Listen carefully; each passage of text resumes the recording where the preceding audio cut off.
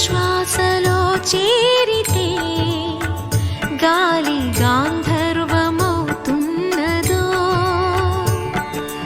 ఏ మోవిపై వాలితే మౌనమే మంత్రమవుతున్నదో.